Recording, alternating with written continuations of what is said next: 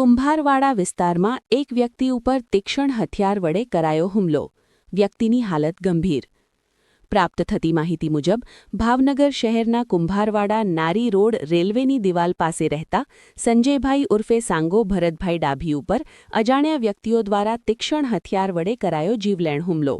જ્યારે મારામારીનું કારણ જાણવા મળ્યું નથી. હાલ વ્યક્તિને સારવાર માટે સરટી હોસ્પિટલ ખાતે લઈ જવામાં આવ્યા હતા, જ્યાં વ્યક્તિની હાલત ગંભીર હોવાનું જાણવા મળી રહ્યું છે. આ બનાવની જાણ બોરતળાવ પોલીસને થતાં પોલીસ સ્ટાફ તાત્કાલિક ઘટના સ્થળે અને હોસ્પિટલ ખાતે દોડી આવ્યો હતો અને વધુ તપાસ હાથ ધરી હતી.